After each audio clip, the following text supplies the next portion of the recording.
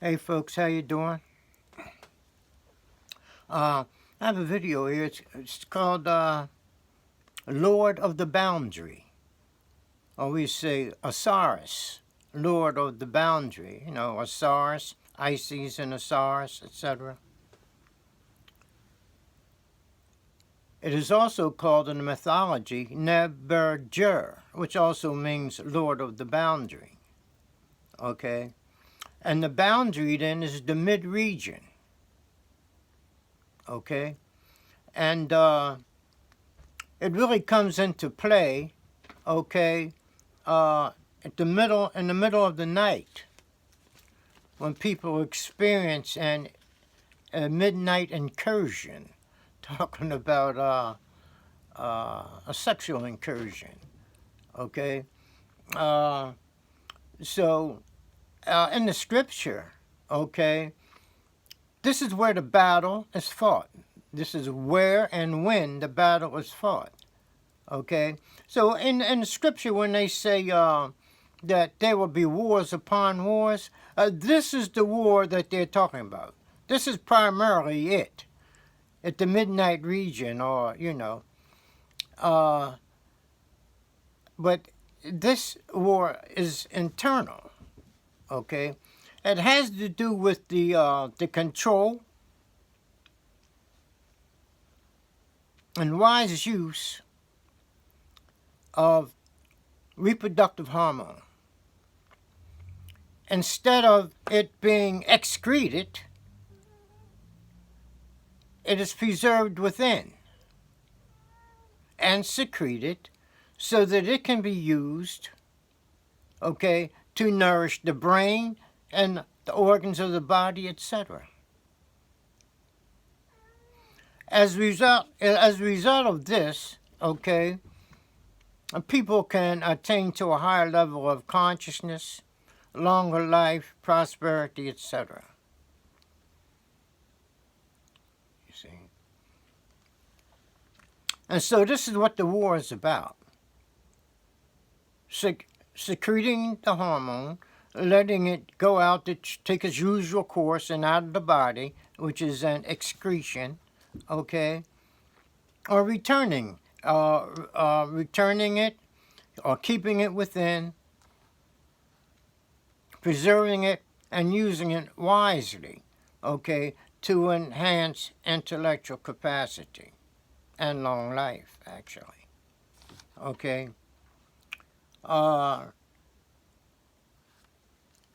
So it's referred to, okay, in Scripture as wet and dry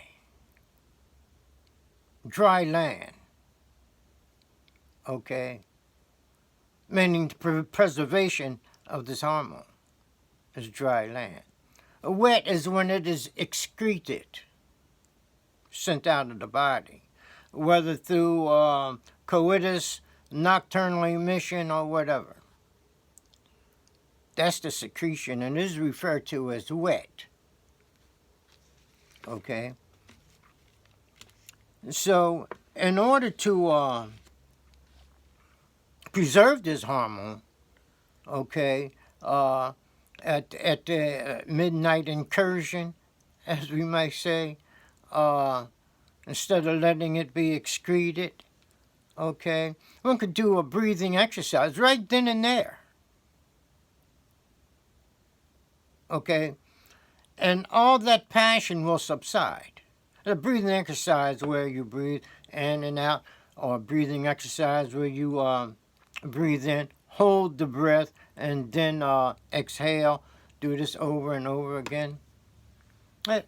A minute or two, the feeling will have dispersed. You see, and this is the battle. When a person is able to disperse, okay, this drive for excretion, end that drive for excretion, okay, he has won the battle for the time being. So in the scripture they say wars upon wars, because this here process, okay, just mentioned, is like a war in order to preserve, okay, reproductive hormone. Okay, but this is going to occur again. It's going to occur again and again during the life of an individual. Okay? So this means that there will be wars upon wars because the person, whenever this occurs, is fighting a war in order to preserve, the hormone. Now this is told. This is told in the scripture. Okay, of all religions. Okay, and even in some of the folk tales. Okay, you had the mythology, and folk tales were derived from mythology. Okay, so we'll give an example here now about a story, a tale, where it has to do with the boy in the dike, where the boy is walking along one morning, okay, and he sees the dike, which is an embankment that holds back water, and so he plugs the dike up by putting his finger in the dike and plugs it up. To the folks in the town wake up and say, oh, what, he saved the town. You know what I mean? Well, this is the same principle. It's actually the same thing. He preserved the town by not letting the water, hence reproductive hormone, be secreted. Okay? He stopped it.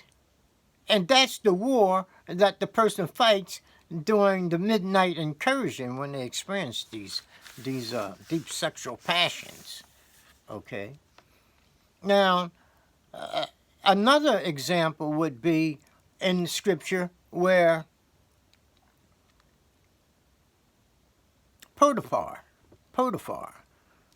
he was a captain or something, an official in the Pharaoh's army, and he was a pretty wealthy guy, So Joseph comes on to scene as a servant to Potiphar. Joseph in the Bible, Jacob, Joseph in the Hebrew Scriptures, okay? But Joseph, okay, as we can say, is assailed by Potiphar's wife. Well, Potiphar went off somewhere to war or whatever, But his wife approaches Joseph and says that she wants him to go to bed with her.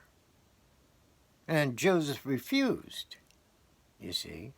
And he continued to refuse because she continued to approach him about this, okay? This is the same principle. That refusal, okay, was equivalent to preserving reproductive hormone. Although if he had went to bed with it, he would have secreted it. He wouldn't have been preserving it. But he held off.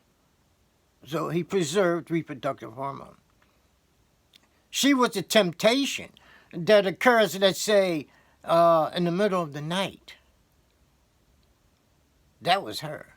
But he said no. So this is an example of the same principle that we're talking about, Lord of the boundary. So Joseph at this moment was Lord of the boundary line between preservation of hormone and excretion of hormone. It's the boundary line. And this is where the wars are fought, you see. And so, in this case, Joseph was triumphant. And when it comes to the boy plugging up the dike, well, the boy was triumphant. It's the same thing, okay? The leak was stopped. Hence, reproductive hormone was stopped. It was stopped from being excreted, okay, by the little boy, okay? The boy in the dike. That's what the story's about, you see, both of them.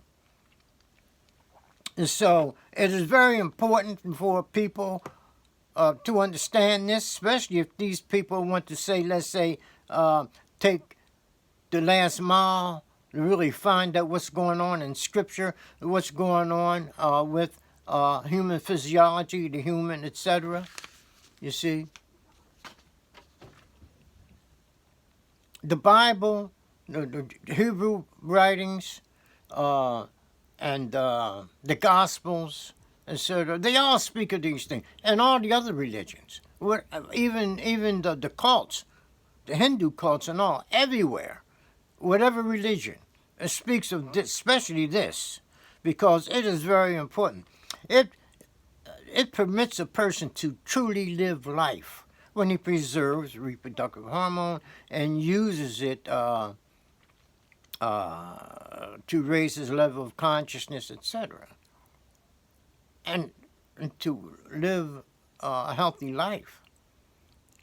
You see, this is the power of the hormone. Okay. So again, when they speak about war upon war, this is the main war they're talking about. The war is fought at the boundary. Okay? And it gives a person a balance. It gives a person establishing within himself. Okay? And when it comes to war upon war in the external world, where they're always fighting, okay, if a person can establish himself in such a way that he can avoid wars within, then leaders of nations that get involved in these wars, okay, would take the same course of measurement, for example, as a person does who's attempting to preserve himself by preserving his hormones, because he becomes well established. He raises his level of intellectual capacity. He raises his perceptual capacity. He's able to see more clearly. And this is what leaders need to do in order to avoid these wars. And wars are being fought everywhere. Small wars, well, great wars, they come along too, you see. But this is what it takes. This is strength. This is power within the human being, you see. And this is why people, certain athletes, are told not to engage in coitus before their performance. Because it's strength, it's power, okay, that is excreted along with this enjoyment of so forth and so on when a person engages, you know. So at the middle of the night, it should be mentioned that the quality of reproductive hormones, semen, estrogen, etc., the quality of these hormones is different than during the day. This is why it is so important that during the midnight hour, a person preserves this, you see, to increase his quality of life, you see. And as I said, these things are in all the scriptures, you know, and so when they talk about demons in the dark, lurking in the dark and so forth, this is the temptations, you see.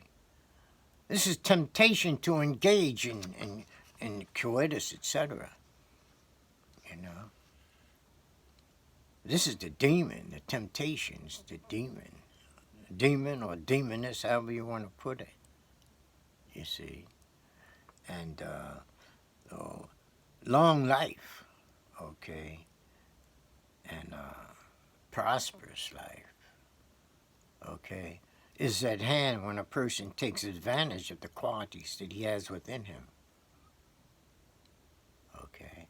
Okay, folks, I'll get back with you with this, and subscribe, okay, and hope to see you soon. All right. Bye.